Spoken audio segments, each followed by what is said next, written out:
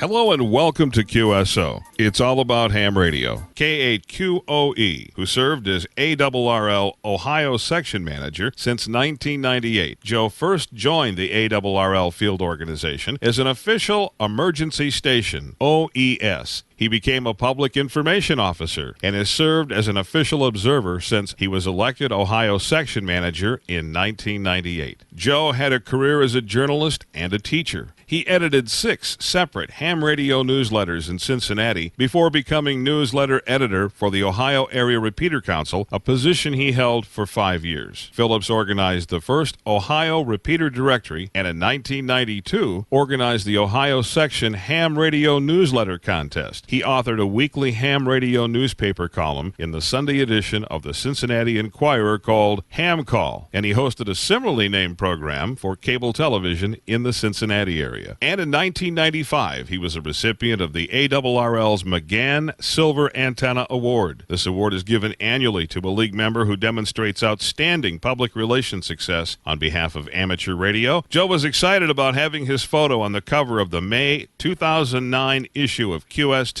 featuring the annual Dayton Hamvention. From his early days of supporting the county ARES and RACES unit and the Ohio Repeater Council, Joe has always provided energetic and effective leadership with a friendly, personal touch. The magnetism of his style of leadership drew the best from others who soon became solid friends, not mere associates. If you've been to Dayton, you've met and laughed with Joe. He was the master of the wolf hong ceremony. Joe was more than a section manager. He really gave all of himself to the ARRL for 20-plus years. When I answered his phone calls, he announced his call with, "Here's your Ohio nightmare." He was a good man. And now, ladies and gentlemen, we go back in time as we reminisce and remember our good friend Joe Phillips. And how's life today, Joe? Oh, just fine. I'm out of state at the moment. I'm in Connecticut seeing the grandchildren. It's something I get to do from time to time. But I do enjoy making a quick phone QSO, I guess, as they call it. Well, why don't you just briefly tell us a little bit about what does the Ohio Section Manager do with the American Radio Relay League? It's kind of a funny thing because, of course, this is an elected position. The hobby is full of a lot of appointments, and people have appointments, but they're basically 3 elected officials. 2 of them are the director and vice director of the various division you're in, and then in each section, and there's 71 sections, there's a section manager. He's an elected official, senior elected official for his section. Now, that means that basically he's in charge of 7 ARRL programs that are run, and that's an entire section of itself, which makes us the largest section in the country. The reason being is every state larger than Ohio has at least 2 sections that it's at least cut up. So, and Ohio is the largest wholly contained state. And basically, the official observers, the public information coordinators, the local government liaisons, technical specialists, affiliated clubs, these are basically the people that I supervise. They become part of the cabinet. And, of course, I left out the 800-pound gorilla. The 800-pound gorilla is ARES. That's the Amateur Radio Emergency Service. They make up generally around 80 to 85% of all of my appointments. We have a local emergency coordinator in each county, and that thing, they run local emergency programs, coordinate with the county officials and with the governments there. And then it all filters up to 9 districts, which then filter into a section emergency coordinator, who is the top official, again, appointed by me. And as the elected official, then, of course, I have to supervise all those people and represent the league to them and represent the league to the public, say, for things like this. So how do you go about making a choice as to who you appoint to any of these positions? What's the criteria? What are you looking for? I'm not too sure how everybody does it. I got lucky. I was in the state as working for the Ohio Repeater Council for 5 years and got around the state. I got to know people. And I got to know well enough. I got to visit, and I got generally a good hand of the state when I became public information coordinator, which is the person I ran all the public relations and newsletter programs for the state of Ohio. I did that for another 8 years, and so by the time I became the section manager, I decided to run for it. Pretty good idea of certain people I know who possibly could respond to them. I'm not too sure all section managers get that much training, but I had about 13 years of it by the time I got there. This job has evolved into one basically of personnel management. I've been told the Ohio section is a very well-greased, very well-functioning section inside the ARRL. I really appreciate that endorsement, and I'm happy to hear you say that, and I'm hoping that we can always live up to that. But why don't you briefly describe to the listeners that may not know just exactly what a fox hunt is? Basically, a fox hunt is a transmitter transmitting a signal, maybe at a low low power, but it's transmitting a signal and it's hidden somewhere. And then you take what they call DFing units, that is direction finding equipment, and with basically triangulating the signal, trying to find where this person has this reading and this person has this reading over here. You try to locate and find where the fox is, and the first one to actually stand on the top of the transmitter is the winner. Okay. Now, we're going to get real serious here. Go. You told me there was some operators occasionally that get out of control, do things maybe they shouldn't do. Sometimes unintentionally they transmit, something that, like you said, a harmonic. But then there's other times when they're just bad people. Yeah. And years ago, there was this dreaded object, this thing that every ham radio operator was deathly afraid of, and it was called the woof hong. And it's been very mysterious. A lot of people don't know what it is. I've asked hams, I say, mention woof hong, and they, what are you talking about, woof hong? You've never heard of the woof hong? No, I've never heard of the woof hong. And if you look it up, you can see this. This object, it's a very strange looking thing. Do you have one of those in your possession by any chance? I'm just curious. Actually, I don't have a woofong, but you're the Ohio section manager. There are several of the replicas of the stick. It's almost kind of like a Y shape, but it's really basically looks like a branch that has just been broken off from other pieces of wood. And there's nothing really rhythmic about the shape at all. It's an odd shape. It's not very big, and I know that there was a bronze replica that was sold on eBay about 5 years ago for $10,000 or something, because it was part of a national convention of the league, and the league has the original, I think, or at least it says it has the original Harvey Percy Maxim, who started the ARRL, and actually has it on display in Newington, Connecticut.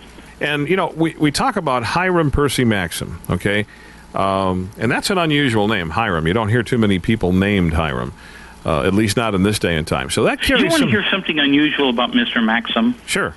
The New York Herald Tribune ran a third of a page of his obituary in 1935 when he died. A third of a page. That's how long the obituary was. That's how important this person was, because he was an inventor. He worked in silencing. He did a lot of window silencing. And windows used to, when you operated them up and down, used to creak and make the most ungodly noise. And he was able to bring that noise down. He worked with silencers for guns, and making actual gun silencers, and that was basically stock as trade. He held many patents for both those industries, and created whole groups of industries around his inventions. His activities as the man who ran and started the American Radio Relay League, the man who was the foremost amateur radio operator of us all that we've come to know about, was basically 3/4 of one sentence. It was a parenthetical part of a sentence. Now, that's how much, again, this is the person we revere, and we should, and he has earned every bit of it. But his majesty and his worth and his work on this world was so immense in the other fields that his work with ham radio is that small that it didn't even merit an entire sentence in his obituary that ran for a third of a page. So it's just something I've always found interesting for us who run across him, and for all the things that he did for amateur radio. That his work was way beyond ham radio. Folks like Nikola Tesla and even Thomas Edison, I mean, were they not Yes. in the same time period, and then they were not? And I believe, I'm not absolutely sure of this, but it seems like Hiram Percy Maxim also had some sort of a connection with Mark Twain. I've read some of this somewhere, and they're all, of course, these fellows all existed, I guess, in the same period of time. And I may be off, but at least that's something that he would certainly be in the period with those inventors. My first look at a Wolfhong, I figured, you know what, that thing's got to have some sort of functionality to it. But he was really a master at this sort of thing. So being part of an organization, well, he had quite an imagination. But getting back to the Wolfhong again, and getting back to it as a ceremony, the funny part about it is I'm not as shocked about people not knowing that much about the Wolfhong. Only when we run across, say, the conventions, and we actually do at the conventions, and in either in division convention or national convention, or we're actually doing the ceremony. As I said before, hams are not joiners to the most part. So we're talking about a small percentage of hams that would involve themselves in these types of activities to begin with, that would even run up against it. And this, how would we put it? I don't want to say the silliness of it, but the way sometimes the entertainment, the way it's treated and so forth, makes it look a little archaic. In fact, actually, that's the humorous aspect of it, how archaic it looks, say, to a modern audience. So, Ted, I just, the fact that it's not too many people that really come across in amateur radio who are hams, that doesn't surprise me. When we were off during the break, I wasn't supposed to repeat this, but I'm going to go ahead and say it. Joe tells me that for all of you guys out there that Hiram Percy Maxim used to refer to as lids, you better be careful, because there really is a Wolfhong. And you never know when a couple guys may show up at the door to administer the device if you've been causing a lot of QRM or a lot of QRN. To tell you the truth, of course, one of the local programs I administer is the Official Observers. That's the Amateur Auxiliary. My Official Observer Coordinator has a group of people, and we run local interference committees throughout the state of Ohio, where they basically, the OOs have been working in the HF bands, and basically the local interference committees work in the UHF and VHF repeater areas for local interfering. Generally, I've found that 95% of interference is either indifferent engineering, poor engineering, or something that's happening that no one thought about, where two things are operating side by side, creating a third frequency. The amount of times that it is actually someone who's maliciously trying to damage the bands, or trying to interfere with the fun, or trying to have, shall we say, some type of making their ham frequencies their personal playground, is basically 5%, if that. It's not a big percentage. But in ham radio, there's a spot for everybody. I don't care what your interest is. Once you get into it, you're going to find some area that's just going to fascinate you. And it's funny, because I remember those days. There was a group called the NAASSB, and I don't know if they were actually an organization, or if they were just a loose consortium of loose nuts, or if it was, but this was for the National Association for the Advancement of Single Sideband, or something is what they call themselves. And there was quite a little tug of war going on. I remember the AM, of course, right now, you know what? A friend of mine came up from New York, and he works for a transmitter manufacturer that makes commercial broadcast transmitters. And he was telling me, you've got to get on AM. You've got to get on AM. So, and a Heathkit DX100, and I've even got a commercial broadcast transmitter in the garage, a McMartin kilowatt. And with all respect to these guys, and they love what they're doing, and God bless them. I hope they have more fun than they know what to do with. But, the storm rolls in and there's stuff going on, and to me, it's like, get me back on single sideband, because there's something about it. They're incredible, because you go into one of their stations, and it's like a trip in a time machine, we have and the funny part about it is that they are now breeding a group of youngsters coming along, picking up the old AM equipment and reconstituting and using it. And of course, at the moment, they're quite scared when they're watching the refarming of the bands because they're afraid they're going to be put completely out of business, and there won't be any frequency left for them. But so I guess none of the modes die. If that is, if more than anything else, if that is the lesson here, there'll always be somebody that will carry them on and carry the standard generation after generation. And you used the term here a little while ago, and I didn't quite exactly know what it meant, so I'm going to ask you to define it. I guess you were talking about the brown shoe effect or something along that line. Brown shoe syndrome. Okay. Actually, we have spent a lot of time, Ted, you and I, talking about people in the hobby who are disgruntled, or somehow they don't quite get with the program, or others are kind of loners, or they have kind of an independent spirit. And so there may be sometime wondering, well, gee, what is that all about? It's what I refer to as kind of the brown shoe syndrome. In other words, basically, ham radio operators, and I've done a couple of editorials on this, are basically a pair of brown shoes in a world of tuxedos. And the idea being is they're comfortable, nice-looking apparel, but they just don't quite fit into or seemingly don't quite fit into what's there. Well, it's not quite true, but a number of people can get to that. Used to be that someone had held a ham radio ticket practically in the 50s and 60s and 70s, as you and I were talking, whereas using equipment and doing things, talking to people across the world, that was fascinating just on the face of it. You'd bring somebody into your shack, which is the place where you have all your equipment, or essentially you just talked about the things that you did and showed the cards that people all over the world sent you, saying, I talked to this person, I contacted him, I contacted this person over and over again. I've talked to 150 countries, or 220 countries, or whatever it would be. Well, modern technology's caught up with us.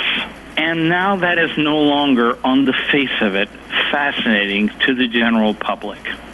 We're not held into that solid esteem, and that's what I mean about being that pair of brown shoes in a world of classy black tuxedos. It just don't. We're there and we exist, but we don't quite fit in, and we can be put into the closet somewhere, and and kind of kept by ourselves, but don't bother anyone else with their fancy cellular telephones and their new iPhones and their data text messaging equipment and so forth. We don't want to hear about that anymore. I don't want to hear about ham radio. The truth of the matter is that we've always said we still, no matter what, maintain a backup.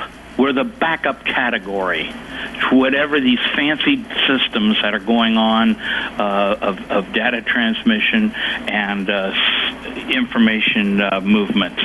All of these, we're the kind of backup systems. And I don't think anyone ever really understood that. Then along came the Asian tsunami. And for the world, at least, a whole set of the world, portion of the world, islands all over in the Pacific, were cut off completely with communication because the entire infrastructure was coming in. Hams went in.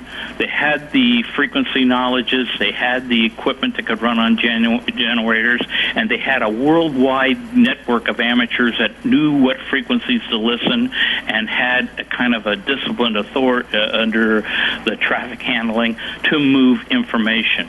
Well, one thing that a lot of people maybe don't understand, but ham radio has a lot in common with shortwave radio. And that is, what happens if you get a solar blast, one of these mass corona type ejections, and your satellite communications goes completely down. The thing of it is that ham radio, with a car battery, a simple generator, and an antenna, he can operate unharmed, and he can operate without any infrastructure, period. He doesn't need phone lines. Yep. He doesn't need anything other than his radio and his antenna and his power. We are available. We're there. And like I said, every year at Field Day, which is the fourth full weekend of June, that weekend, that Saturday and Sunday, fourth weekend of that of June, is the Field Day activity, 2 o'clock in the afternoon on Saturday to 2 o'clock in the afternoon Sunday. And we as hams need to advertise where more of those locations are, because perhaps in the future this is going to be where most of the people will run into amateur radio, because that's where it'll be the most visible. And Field Day is perhaps one of the great treasures that we hold. And let me just say this: the ARRL operates the station W1AW out of Newington, Connecticut, and they're on the air with bulletins, and I guess they still do code practice and all the other things they've done for years. Yeah, they do code practice on a regular basis in various speeds. And do the bulletins on the various frequencies. By the way, can I give a URL? Sure, go ahead. www.arrl.org. www.arrl.org. Anything you want to know about ham radio, go right to there. It's the home base of the American Radio Relay League, and it will move you off to people who want to learn about ham radio, or hams that have other things they want to learn about. It's the service of the league. Whether you're a member or not, you can make use of it, because ARRL is the National Association of Ham Radio.